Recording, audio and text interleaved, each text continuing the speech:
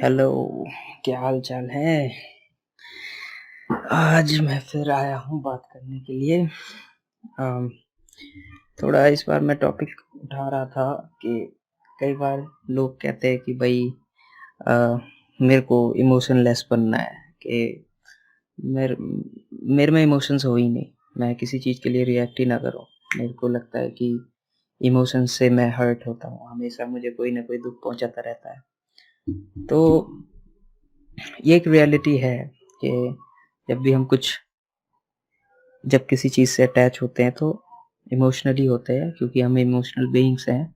और जब हम इमोशनली अटैच होते हैं तो उसके बाद इमोशनली हर्ट भी होते हैं, फिजिकली नहीं, इमोशनली भी हर्ट होते हैं। तो कई लोग इस कंक्लूजन पे पहुंचते हैं एंड में कि भाई मेरे को इमोशनलेस होना है, मेरे को क्या कहते हैं उसे, बिल्कुल डिसेंसिटाइज करना है इस चीज़ से कि कोई कुछ भी कहता रहे मुझे फ़र्क नहीं पड़ता। मैं चाहता हूँ कि मुझे बिल्कुल फ़र्क ना पड़े।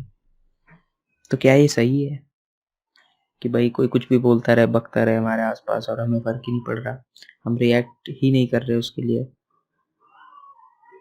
ये ये ठीक तो नहीं है।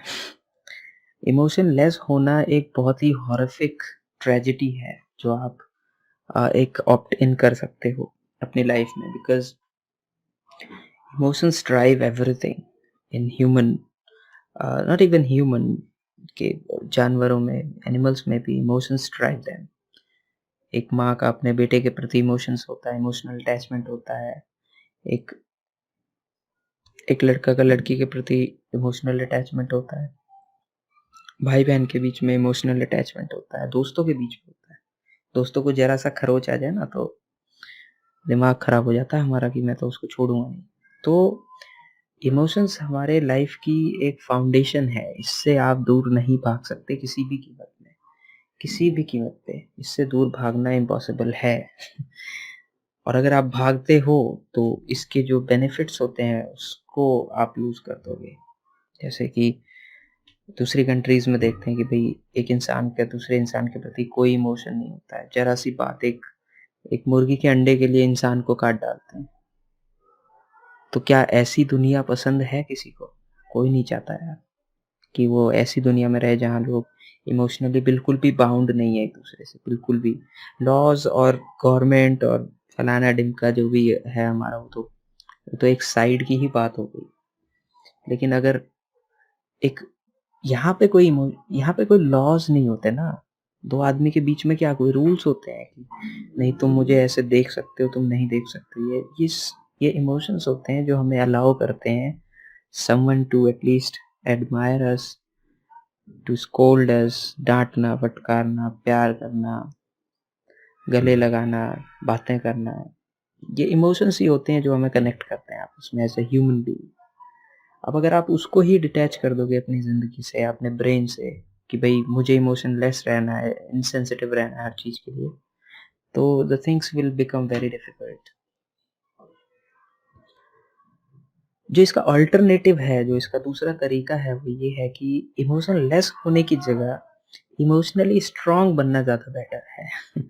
क्योंकि हमारे इमोशंस का फ़ायदा उठाना बहुत चीज़ों ने सीख लिया है, और जिसके पास ये टैलेंट होता है, they can literally make your life miserable somehow.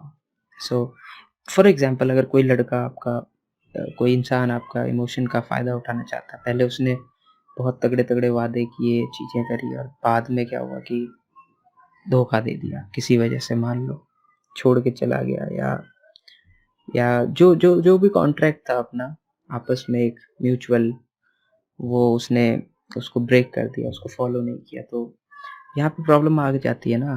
तो इस केस में क्या होता है कि हमें इमोशनली स्ट्रांग होना पड़ता है, कि हम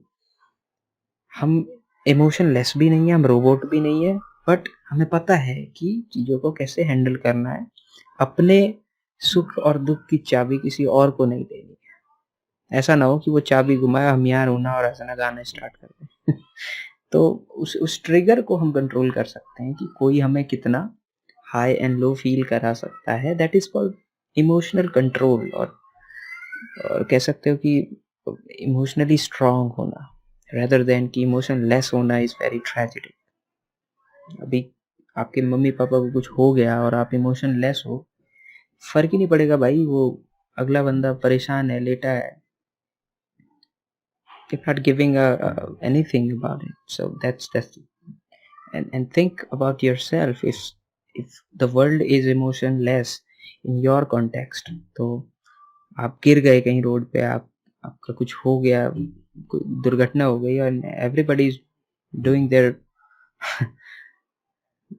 तो कितना बुरा लगता है। तो yes, you can not desensitize yourself, that's a tragedy, but yeah, हम लोग अपने आप को इमोशनली स्ट्रांग बना सकते हैं with the help of some mentorship, guidance and things which might help.